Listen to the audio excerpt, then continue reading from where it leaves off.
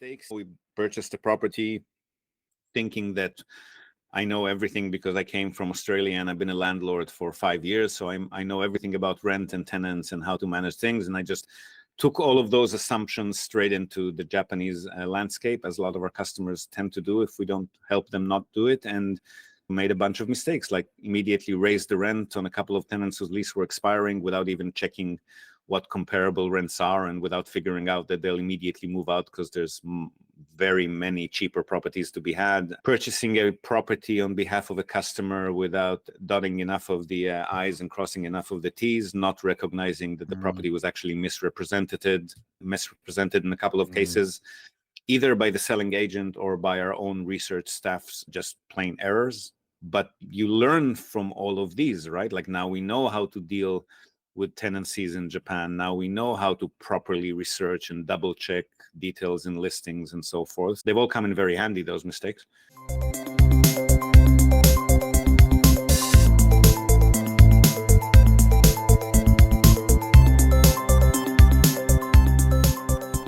Hi there, folks, and welcome back to Nippon Trading International's Japan Real Estate Podcast. I'm your host, Ziv Nakajima-Magen, and this podcast is brought to you, among others, by Emil Gorgies of realestate.jp. He's a Tokyo real estate agent who specializes in serving international or mixed nationality families who are looking for the perfect family home. So Emil's an Australian. He's been living here in Japan for over 2 decades now, and for about half of that time he's been buying, selling, and managing real estate properties in Tokyo on behalf of his own family and a great many happy clients. And he also acts as a mortgage broker on behalf of his clients. So he's got dedicated loan officers in many of the Japanese mega banks. And if you're a regular listener of the podcast, you probably already know him from our JREP, the Japan Real Estate Experts Panel sessions, which means that you're already aware of the fact that the man is an absolute fountain of wisdom on all things related to real estate in Japan, and in particular to family homes, the greater Tokyo metropolitan area, and mortgages. And most importantly, he's incredibly generous with his time and advice, which he's more than happy to provide at no cost or commitment to anyone asking. So if you've been thinking about buying your home in Tokyo, but you've been sitting on the fence for a while, or you just want to have a chat in English with a real expert, drop him a line on sales@realestate.jp. Hit him up today and start exploring your options. All right, so right before we jump into today's episode, which is going to be awesome, I know I say that a lot, tickets are now live, folks, for the Japan Real Estate Summit Autumn 2024 edition, which will be held in 10 days' time as of the recording of this episode, on the 5th and 6th of October, Saturday and Sunday this time around. The full and amazing speakers roster and full presentations and other activities schedule is also live now, and you can find all of these at summit.realestate.jp. As promised, early bird tickets will be available, but only for a few days, meaning only until this coming weekend, a week before the event, at which point prices will revert to normal. So get over there right now, pause the podcast, and that's once more summit.realestate.jp. And we'll link to the page in this episode's show notes too, of course. We've managed to keep prices very affordable, thanks in part to our sponsors, realestate.jp, of course, and innovatious.com. Huge shout out to both. And all of our experts, Emil, Blanca, Tracy, Anton, Daigo, Alicia, and Nick, can't wait to see you all with us. And more importantly, oh yeah, me too. And more importantly, so are all of the other participants, Japan real estate property enthusiasts like yourself. And as you can see on the agenda, which is again at summit.realestate.jp, we've scheduled in plenty of free networking time, longer lunch breaks, and of course our gala dinner and after party events, for which we'll soon announce separate tickets for those who want to attend and keep the fun times rolling. And last but not least, the Akiya Mart boys, Joey Stockermans and Take Kurosawa, are also waiting to meet you all face to face. And speaking of which, let me segue right into today's episode, which is an interview that was recorded just last week with those two. They asked if I could come on their podcast for a change, refreshing little change there, to pick my brains on a more personal level and chat about my own personal journey, how I ended up in Japan and real estate of all things, what made me take an interest in the sector, how we set up our company NTI, and why, as well as some more personal questions, did I end up doing what I'm doing my work, my life, just trying to understand what makes me tick, I guess. I want to say it's an exciting, interesting episode, but I feel a bit uncomfortable being on the spotlight like that, so I won't. But in case you too want to look under the hood, so to speak, as to what, why, and how I do what I do, on a more personal level, you might just find that this episode brings you some value. So enjoy the conversation. It's definitely not our usual type of content, but hopefully interesting enough. We've had some lags and starts and stops in the conversation due to some network issues that we've had while recording it, but the Akiyamart boys did a really good job editing most of these hiccups out, so hopefully quite watchable / listenable. Enjoy the conversation, and I'll see you again on the other side. Welcome to the Buying a House in Japan podcast. My name's Take, joined by my co-host Joey.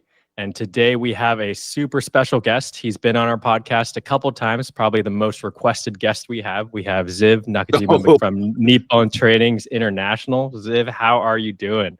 Excellent. Thank you. And hello to all Akiyamart listeners, not viewers, right? We're audio only. Only audio today, so you can do whatever you want on video if you want. Ziv is the person that No, but you are recording the this video. possible. I'll need that. Yeah. Recording. Okay, we'll send you the video after, but for our listeners, only audio.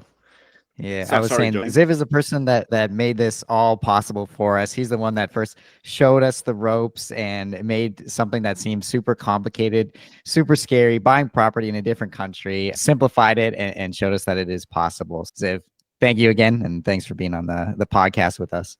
Totally our pleasure. I think we've created a monster helping you there, but yeah. Tell us a little bit about yourself. I know we've recorded 2 podcasts with you, I think, at this point, but for our new listeners here, can you give us a quick intro on yourself? Sure. The short version. Born in Israel, moved to Australia in my late 20s, married into Japan, coming and going from Australia to Japan for about a decade, and then finally moved here and started doing business here.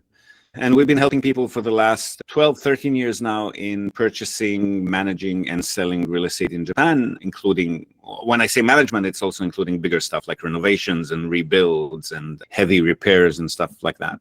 How did you get into real estate in the first place? What's the origin story there, Ziv? I've inherited a property from an elderly grand uncle when I was living in Australia. So I became a landlord, not by choice. There was already tenants in there when we got the property. And then when I wanted to invest in Japan or do some business in Japan, the easiest thing for me to invest my money into was real estate because I knew what I was doing at the time. So started doing that with my then business partner. The quicker version, yes. I was thrown into being an accidental landlord when I was living in Australia. I inherited a property that had tenants in it. And then a few years later, when I wanted to do business in Japan, or more correctly, when I wanted to invest in Japan for the first time, that was naturally what I drifted towards because I already knew it, or knew it at least a little bit. Met my then business partner, now also my life partner, Chikako-san, doing that. Purchased our first. We figured out there'd be a lot of people who need help with that, Japan's business environment being what it is. Were there any resources back when you first started helping foreigners understand the Japanese market, buying property here, or you figured this out on your own?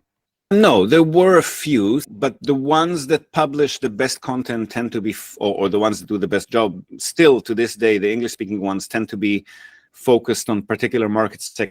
Very good realtor in Tokyo, a few actually. One of them, which should be very worth mentioning, is Zoe Ward from Japan Property Central. She's got one of the best resources in English on the web, but she only or $1 billion property sales. Like she's not going to serve the people that you and I do. So I don't think there was anyone who was actually covering the entire country. Yeah.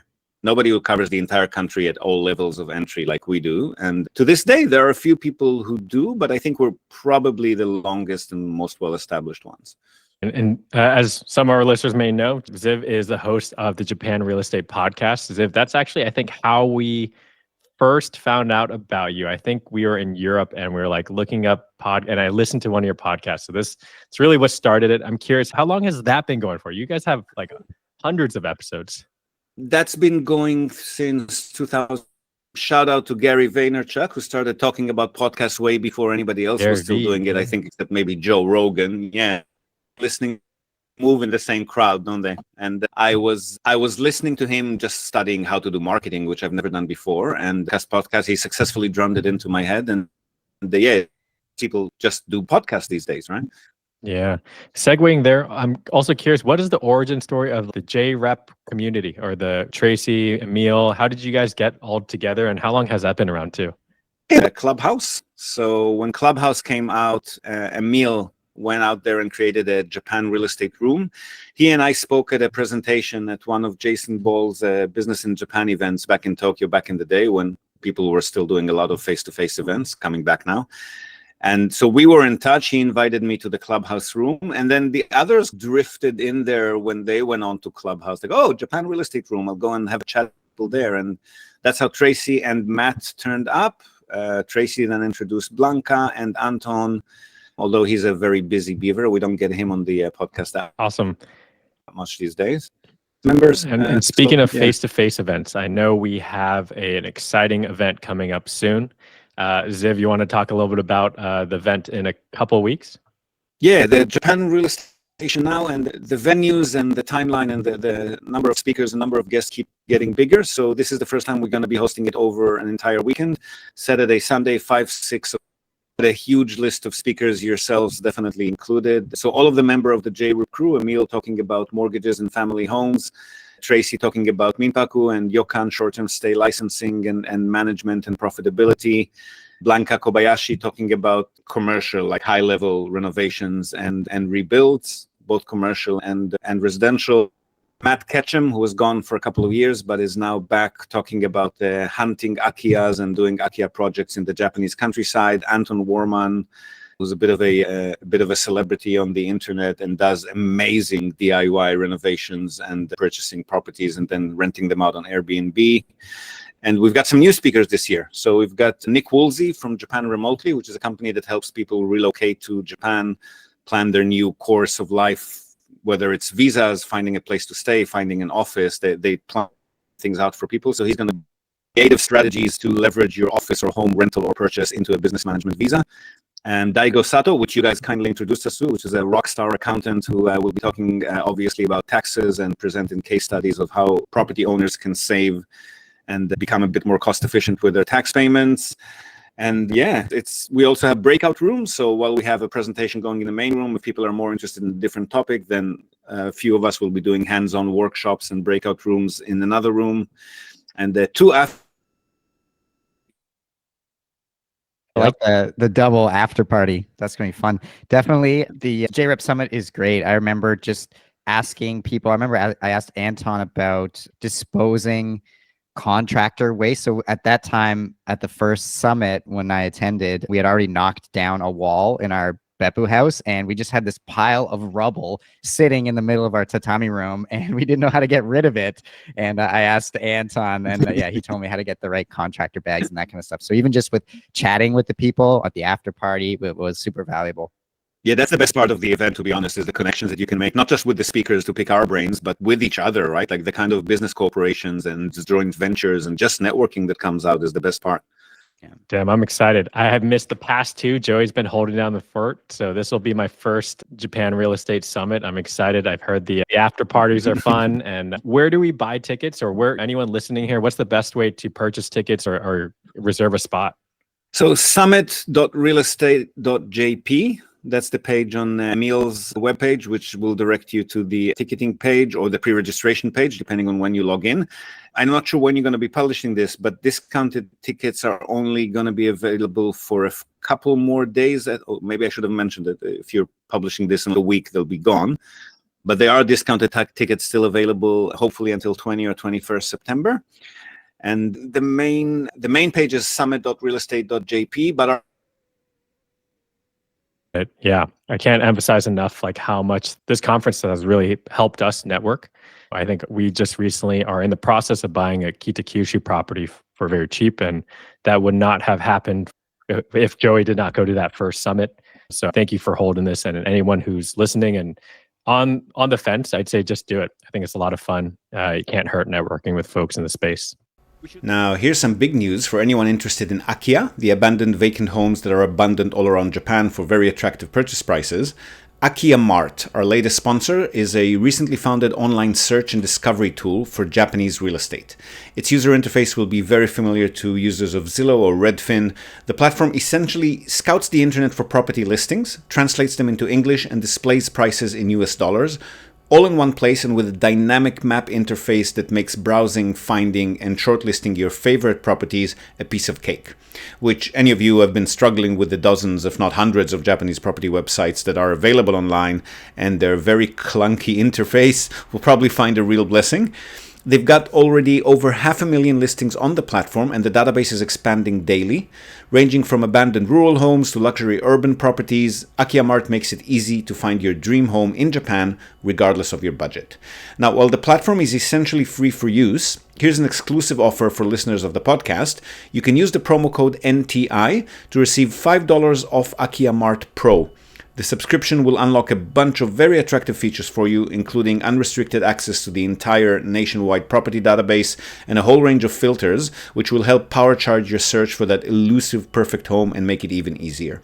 So hop over to akiya-mart.com. That's AKIYA-MART, akiya-mart.com, and kick off your search today. We should point out that you don't actually have to show up in person if you can. There's a very affordable streaming ticket as well, which will cover the entire weekend, and you can jump in and out of presentations, and the chat room, which is very active, very good opportunity to network with people who are not in Japan. Yeah, especially with the time zone difference too, right? It's pre-recorded, or sorry, you can watch it you don't have to watch it live, right, Ziv? You can get it and watch it at a different time, or do you need to watch it live if you get the You can. The presentations will be available for download regardless of streaming tickets. We always publish them freely online, but the streaming ticket is very good to work with people in the Zoom room as well. There's a lot of active chat going on there. And equally importantly, you can float live questions to the speakers and the Q&A panels, which we're going to have 2 of. So you can type in your questions based on something that you've heard and actually have them answered live on the day. Yeah, that's what I was going to say. The ability to ask live questions of the speakers is great. We'll put a link in our podcast summary. So take a look. We'll probably be publishing this in a couple days. Get on the tickets soon before they're all gone. But all right, let's move on, Joey. All right, Ziv, one thing I wanted to ask you about. Okay, moving on to some real estate questions here. So we got a lot of questions when people come and talk to us about removing Japanese tenants. And I asked you for one of your podcasts, and I went back and listened to that. And I just wanted to know if there's any updated information there. So it does seem like buying the tenant out is your best strategy. Trying to remove them legally is going to be very difficult. Is that still the best strategy? Pay them a year's worth of rent? It is, and I should say that removing them legally in Japan, at least, is usually not an issue if you send a letter to a tenant 6 months before terms of the lease, but most for expiry, and tell them that you want to be using the property for whatever purpose, or you want to renovate it, whatever the case may be. Most of them will move out, but number one, knowing, and I think the right thing to do is to compensate them for that, because they're going to be paying somewhere between 6 to 10 months, maybe up to a year if they're a gaijin, a foreign tenant, in all kinds of fees and security deposits, and obviously the move itself. So firstly, it's the right thing to do. Secondly, Japan's legislation being what it is, they do have a legal leg to stand on if they end up taking you to court, which, again, hasn't happened to us and doesn't happen with most Japanese tenants who are very docile by nature and try to avoid conflict. But if you have a foreigner tenant, especially a Western foreign tenant of medium or plus income, and they know their rights, and they know their rights, exactly. And I think the Japanese know the rights too. They just can't be bothered going to court and try to avoid the conflict. But bored, pensioner, destitute Japanese men certainly have a lot of time on their hands, and they like to bother their property managers with all kinds of requests that aren't exactly logical, or definitely would get into that in full force. We had one tenant who actually contacted Shihoshoshi, a lawyer, to support him to try and...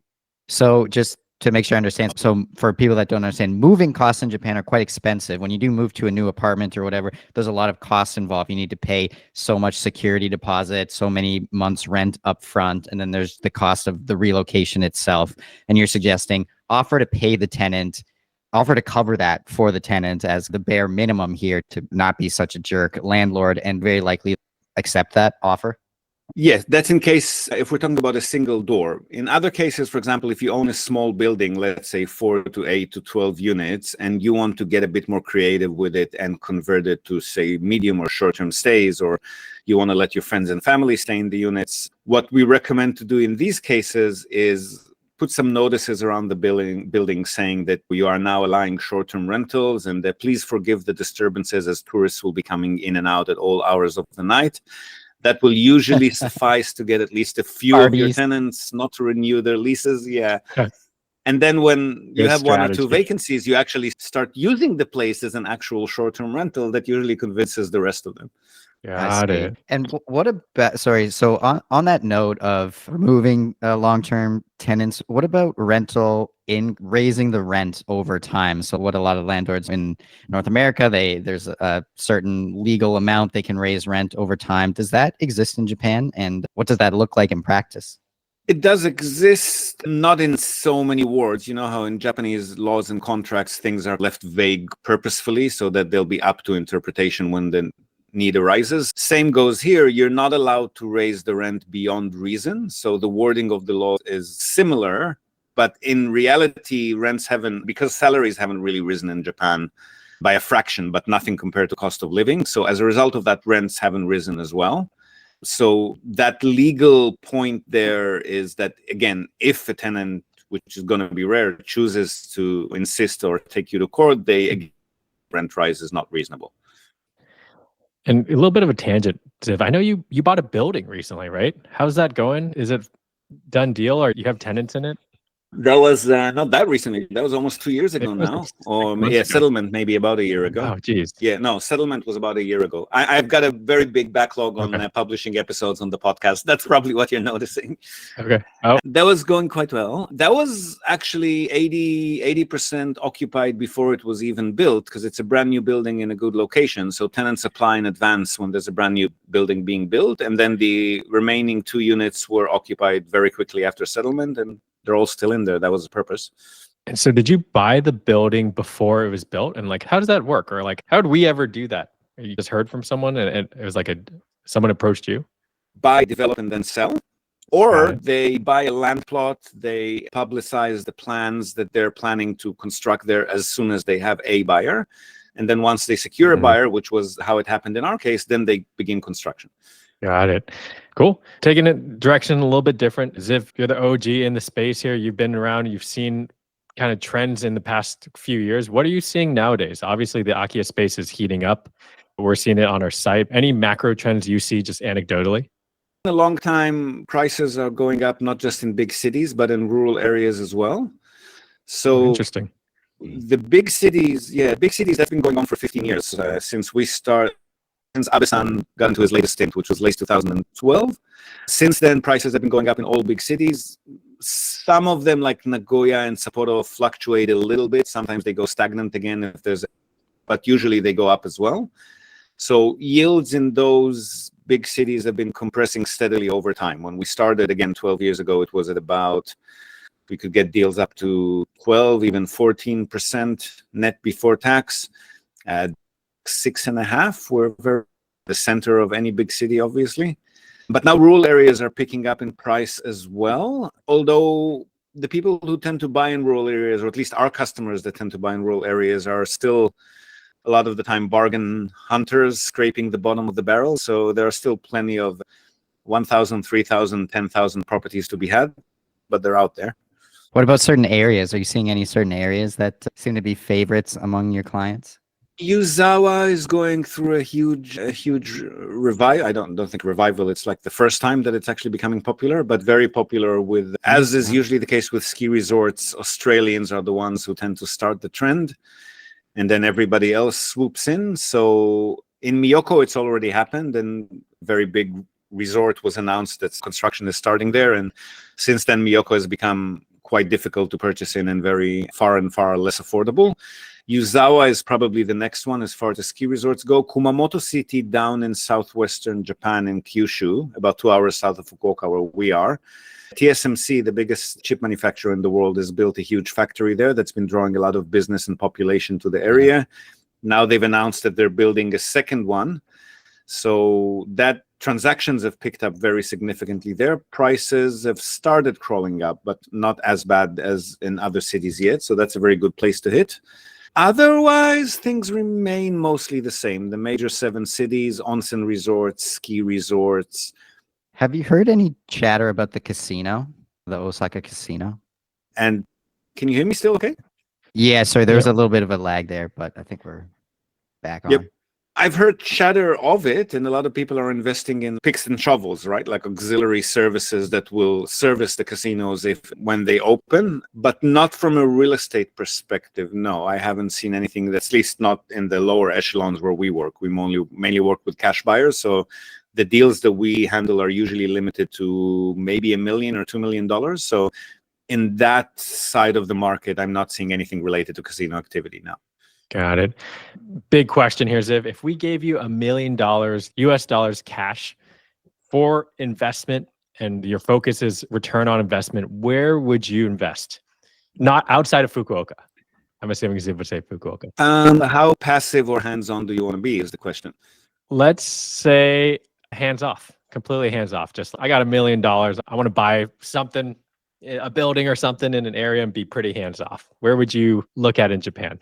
With $1 million US at current exchange rates, you can probably get a little bit of diversity by splitting that into 2 small buildings. They start pretty cheap in Japan. So you can buy a small building for about 400,000 US in a good location. So I'd probably get cities just to get more socioeconomic and geographical diversity. Wooden or steel framed wood structures, 20 years or younger. Not super central, but not mega rural. So something maybe suburban or suburban close to center kind of thing, within 10 minutes walk to a station. In any of the big cities, it's probably not going to be doable in Tokyo and most of Osaka, but most other big cities in Japan. You said don't mention Fukuoka, but that's one of the locations. Yokohama City. If you want to stay close to Tokyo, maybe Saitama City or Chiba City, suburban Osaka or Kobe, or Fukuoka City. Those would be my Kyoto if we can find something coming out of there. But there's not many. There's a lot more houses and condo units being sold there. Those sound like great ideas. What would you do with $1 million though? This is assume it's your money. Where would you put it? Can be vacation home. Can be Thailand if you want to throw a curveball in there. Yeah, so I was going to say we've already got a fair few Japanese properties. So the next one, I'm probably going to be investing in Thailand. Yeah, and I'm actually looking into a project there that's still open for the next week or two. So if anybody wants to contact me and jump in, they're welcome. But a resort on my favorite island in Thailand, Koh Phangan. That's going to be my next thing. Very cool. Curious, do you see a lot of Thai investors in Japan or vice versa? Are there a lot of Japanese investors in Thailand? I haven't really looked at Thailand at all.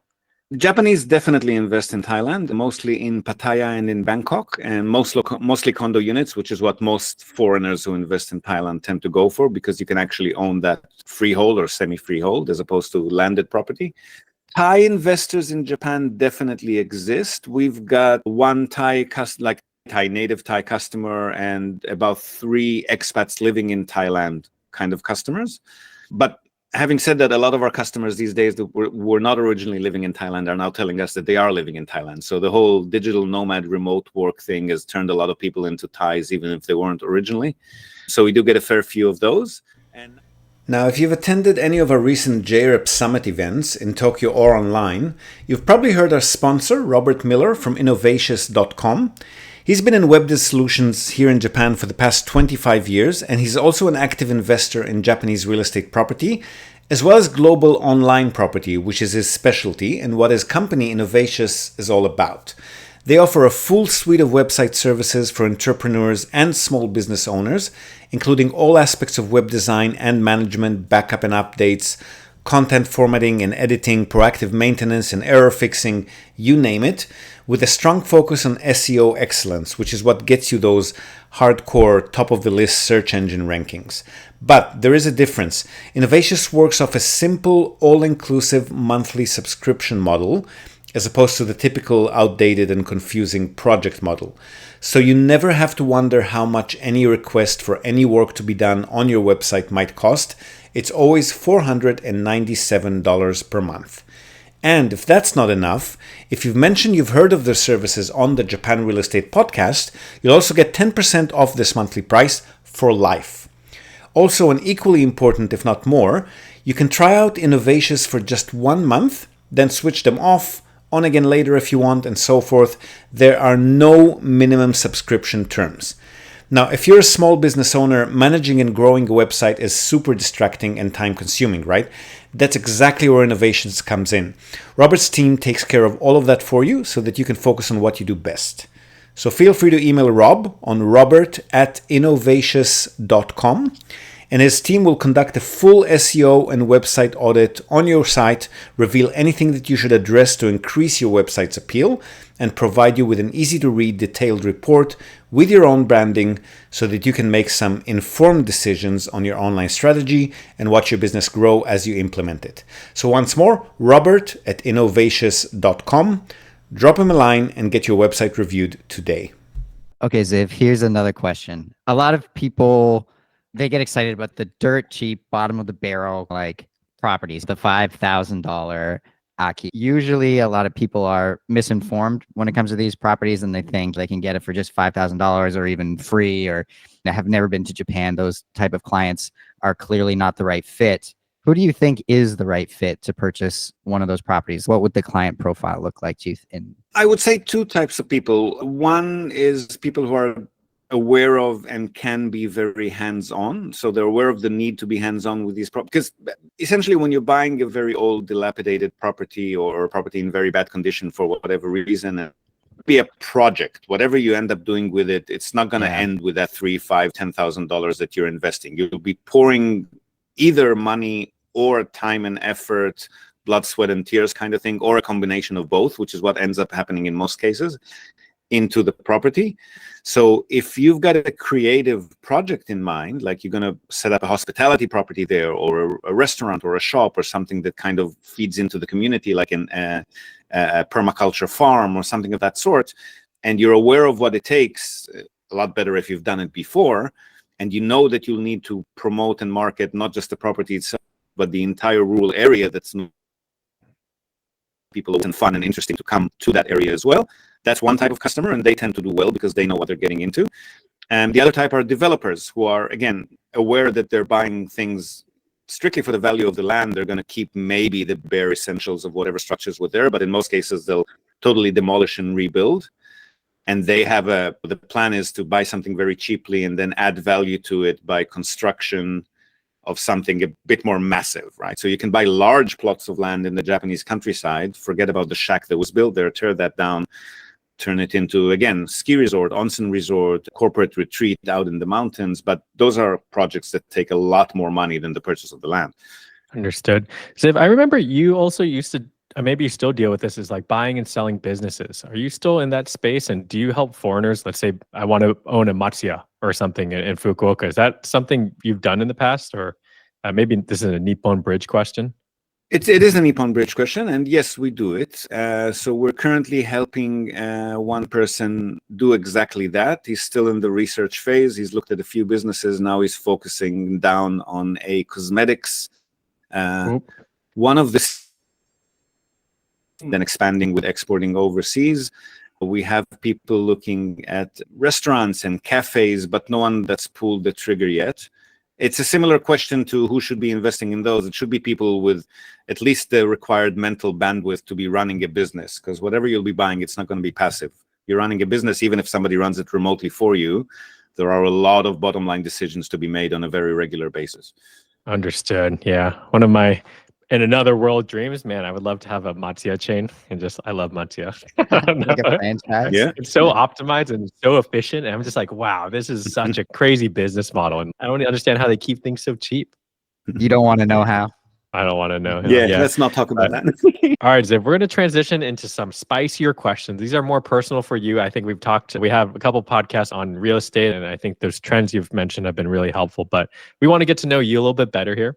So we're just going to jump straight into it. If you could go back in time and talk to your younger self, what would you tell them? Maybe about real estate, maybe not about real estate. Actually, usually these questions comes with the word limit. Like you can only say one word or 3 words. It's good that you haven't limited me. Yep. I'd probably Unlimited. Tell myself to, stay the course. You'll be right. Oh, you got that answer in 5. You had the word limit there. You did have that. That's funny. All right.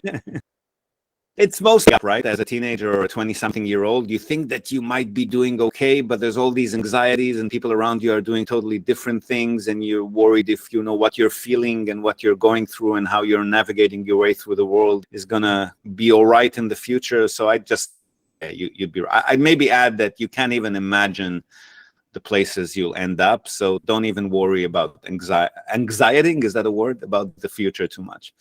Worrying, yeah. All right. Moving on to the next question then about failure. How has failure or apparent failure set you up for later success? And do you have a favorite failure here? Yeah, I guess it's hard to answer because every failure has something in it that I guess you can learn from. So they don't hit me that they obviously hurt every time to get out of them, but they all teach you something. So I take them as not just necessary, but desired parts of what I'm going through in my life. Few real estate related mistakes. We purchased a property thinking that I know everything because I came from Australia and I've been a landlord for 5 years. So I know everything about rent and tenants and how to manage things. And I just took all of those assumptions straight into the Japanese landscape, as a lot of our customers tend to do if we don't help them not do it, and made a bunch of mistakes, like immediately raised the rent on a couple of tenants whose lease were expiring without even checking what comparable rents are and without figuring out that they'll immediately move out because there's very many cheaper properties to be had. Purchasing a property on behalf of a customer without dotting enough of the I's and crossing enough of the T's, not recognizing that the property was actually misrepresented in a couple of cases, either by the selling agent or by our own research staff's just plain errors. But you learn from all of these, right? Like now we know how to deal with tenancies in Japan. Now we know how to properly research and double check details in listings and so forth. They've all come in very handy, those mistakes. Great answer. Yeah, that's scary. Not crossing those T's and dotting those I's and realizing maybe a misrepresented property. That's a oh shit moment. But I guess the thing to add to it, just one thing. The thing to add to it is you can fix and recover from and learn from all of your mistakes and be better for it, as long as you're transparent and accountable about it, right? If you make a mistake and then you try to camouflage it or cover your ass or hide it, then all of the benefits go out the window. So in our case, when we made a mistake, we recognized we made the mistake, took accountability for it, and paid the price. If it was for a customer, we completely refunded them everything that we've charged them in that case, not just to maintain your reputation, but also to make sure that moving forward, you'll remember that very well, right? The pain factor is a big thing. Yeah. Got it. Yeah, good. That's a good example. Ziv, what are some bad recommendations you hear in, this real estate space, especially with foreigners? I don't know about bad, because some recommendations are anchored in something very real that might be just suitable for that particular person or that particular company. So there are companies that specialize in particular types of properties and are recommending for people to only buy those properties. There are companies that specialize in particular locations, and professionals as well that recommend to go only for that location. But to do that by bad-mouthing other strategies, I think, is a bit of a mistake. So we, for example, don't recommend to most of our customers to go for central Tokyo properties because the yield are very compressed and returns in other parts of the country can be a lot higher. But we do recognize there are some very safe and stable bets if you're okay living with lower yield. So I don't know that there are any bad recommendation. I just say anyone that's recommending anything to you that's saying that this is the only way to go and everything else sucks is maybe somebody to not consider not working with. Yeah, agree. We interrupt this broadcast to tell you about Tokyo Family Stays. They're a short-term rentals company in Tokyo, and they offer a home away from home experience, which is just perfect for remote working, quarantining, if that's still a thing, or if you just need somewhere quiet to get away from the world. They offer a variety of options for families, corporate relocations, or even if you're simply transitioning between homes in Tokyo. The properties are super comfortable, tastefully furnished, fully equipped with all amenities, and they accommodate up to 10 people. So really the only thing you'll need to bring with you is your toothbrush and maybe a change of clothes. They come with fast unlimited wireless internet, dedicated workspaces, and fully equipped kitchens, and they're just a delight to stay in. Fantastic alternative to Japanese business hotels, which if you've ever stayed in one, you probably know they're tiny, they're noisy, fine for a night or two if you're on your own, but longer term or with a family, you'll probably feel you're in a jail cell very quickly in a Japanese business hotel. So if you want to give yourself a sense of space and freedom by renting a real home with comfortable Western beds, including all the necessities like baby bedding, children's toys, high chairs, etc., you definitely want to reach out to Tokyo Family Stays. They've been at it for over a decade. They're a fully licensed minpaku or short-term stay operator. And as a special bonus for our viewers and listeners, they're also throwing in a breakfast basket upon arrival for anyone who books and mentions the Japan Real Estate Podcast or NTI. And not only for guests, if you're a property owner, you've got an investment property that you want to tweak for higher profit, or a holiday home that you want to rent out when you're not using it via short-term stays, drop them a line today, see how they can help you maximize your property's income. And again, as a special bonus to our viewers and listeners, they're also offering a free audit of your existing short-term stay listings without any obligation whatsoever. So feel free to reach out to them at tokyofamilystays.com. Well worth a visit. And again, if you're in the market for a family home in or around the Tokyo metropolitan area, Emil's your man. Don't be shy to reach out to him as well at sales@realestate.jp. And now, back to the podcast. All right, Ziv, what are 1 to 3 books that have greatly influenced your life? Or podcasts. My life. We're not focusing specifically on business. Okay. I would Could be business say okay. Illusions by Richard Bach. That was probably the first one that really shook my world. Illusions? Okay. We're making our Illusions by reading Richard list, Bach. Okay. Okay. I see it. Richard Bach is the one. His most famous book is Jonathan Livingstone Seagull, which is a very short kind of. They say I don't know what you call it in English, like a crystal rubbing, energy slinging, New Age hippie stuff. But his other books go in a bit deeper into his philosophy. And yeah, Illusions was one of the best ones that I've read. What else? Business Do by Hiroshi Mikitani. If we're talking business book, it's a very simply written English book because he wrote it in his own English. Sheds a lot of light into about running businesses and specifically the Japanese mentality of running businesses, which he tries to claim that he doesn't have, but is very easy to figure out from the book how Japanese he is beyond even recognizing it. So that was Business Dough. Interesting. That was helpful. Rakuten founder. Trying to think. Lord of the Rings, I think.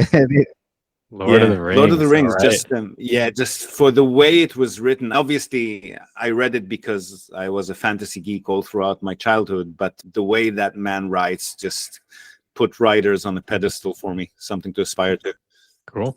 I know you have a busy day every day. I'm curious, like, how do you structure your day? How do you have so many businesses, so many clients going on, and like, how do you juggle everything? How do you structure your day, and what is your routine like? Probably very eclectic compared to what people swear by. I don't have only meditation first 10 minutes of the day, never answer emails before 11, finish by, I don't have that. I'll think maybe can I talk about how I structure my week, which makes it a bit easier for me? Yeah, totally. Yeah. DJ on Friday, Saturday, Sunday. Yeah, but that's a part of it, right? Like I try to religiously carve my weekends away, and it took me a while to get to that point, but I figured out that as long as I get at least 6 to 8 hours of sleep, 7 is usually my sweet spot during the week. And as long as I can completely disconnect and recharge, or as close to it as I can get during the weekend, I feel very energized to take on the next week, right? So my days usually start at around 7:30 a.m., bit of housework, and then straight out work all the way to midnight, usually 11 or midnight, with breaks if I have to go out to meetings, and obviously lunch and dinner and stuff like that. Usually when I can, there's going to be an hour of exercise thrown in there in the afternoon. So when my brain starts getting a bit mushy and the weather is at that sweet spot, I'll go jogging. And then if it's not too hot, also do a bit of exercise after that. And then dinner, a bit more housework, and right back into work. And then come Friday night, I will completely disconnect from everything but urgent WhatsApp messages. I found that using a smartwatch and putting away the smartphone really helps with that, because you can triage the really urgent, important notifications and ignore everything else. And what I've been doing in the last couple of years is I do not go into my emails except every 2 or 3 days, because that's a rabbit hole that never ends. Interesting email strategy. Wow, you work till midnight? I do that sometimes because of the time difference, but that's a grind. Most days, yeah. Thank you. I'm glad we learned a little bit more about you personally. I will not meet customers on the weekend unless like they only have a single day in the city and that's the only day they can meet. I will definitely not be answering emails. Like, the weekends are pure pleasure, and that works for me. Everyone's different, but yeah. Cool. Thanks, Ziv. Thanks for taking the time today. I'm glad we got to ask you some of those more personal questions, get to know you a little bit better. Pleasure as always. And see you all at the summit. Yes. Yeah. We'll drop a link. Oh, hang on. Before we go. Wait. Before we go, you haven't told everyone what you'll be talking on at the summit. Oh, okay. Yeah. So we're excited. Akiamart's been up and running since January of this year, and we've been collecting a lot of really good data. I think one of the big things that we set out is to make sure that we have clean data, and being able to slice and dice what insights we're seeing. Might not be 100% accurate, but I don't know if there's this clean of data outside of in Japan at this point. That we have some really interesting data, I think, on specifically like how time on market for properties, some areas that are really hot, where are users looking at, what price ranges people are looking at, but also Joey's been working really hard on a couple new features we're excited to share. Sneak peek of what's coming to our Akiamart subscriptions. But Joey, anything else? I think that's the teaser. Yeah, some new features that we're adding. It's the main ones that other real estate websites have, so it's just bringing us up in line with some of the main features. Actually, and some new features too: zoning maps, hazard maps, things like that. So that'll be cool. Alerts, some new are kind of a couple of the new features we're brainstorming. But yeah, as Taki mentioned, trends we're seeing in the space. We're trying to start leveraging the data that we're collecting on where people are searching to show what's hot in Japan. And that's what you'll be presenting at the summit as well, right? So we get one presentation that's going to be about the data that you've gathered over the year, and one that's going to talk about the features and how to get the best out of the platform, right? Yeah, about half. We'll probably spend half the time talking about one, half the time talking about the other. And the other workshop is, we've been helping a lot of people with Akiamart and just seeing how people use it. I think we're going to give some demos on how we think we should use the platform, and actually do a little bit of get some user feedback as well. But if you're new to the Akiamart platform, we're going to do a deep dive at the summit, and excited to meet people in the flesh. Excellent stuff. Can't wait to see you all there. Awesome, Ziv. Thank you so much. You're our most requested guest. We got you on for a third time. Hopefully, we're looking forward to the fourth time soon. Anytime. Talk to you soon. Thanks, guys. Thanks so much. Take care. Bye. Bye. You too. Bye. So yes, big thanks and shout out to Take and Joey. I really enjoyed our conversation. Hope you did as well. And if you want to meet them, myself and all of our other amazing speakers face to face, pick our brains, listen to the presentations in the main room, get hands-on and dirty with our experts in the breakout rooms, mingle with other like-minded folks, either live in person or in the Zoom chat room, where you'll also be able to float questions and have them answered live by the experts. You probably want to head over to summit.realestate.jp right now and grab your discounted tickets before they run out. Now, before we go, we're also, as always, going to tell you and also link to our other sponsor's website. That's Hiroshi Shimizu, immigration lawyer and administrative scrivener. If you're thinking about moving here on a more permanent basis, or you're already in Japan on some sort of a temporary visa and you want to switch to a longer term or permanent one, or if you're considering setting up a local company or a branch office of a foreign company and you've got any sort of business or visa related inquiries, or even if you just want to find out what your options are on any of these topics, feel free to contact Hiroshi Shimizu. You can find him at japanimmigrationexperts.com. And he can help you set up a company, apply for any kind of visa, or just provide you with the best advice and extremely affordable consultation related to these topics. And he's already done that for many of our listeners. So feel free to reach out to him. Again, that's japanimmigrationexperts.com, and you'll be well on your way. And that's it from us for today, folks. Hope you've enjoyed this episode of the Japan Real Estate Podcast. Do share it with your networks, and please let us know what you think. So leave us a short rating or review on the iTunes Store, on Spotify, or just drop us a line in the comment section of wherever you might have found this episode. We love hearing from you. Hope to have you with us again next time, and until then, have a great day or night ahead. Yoroshiku.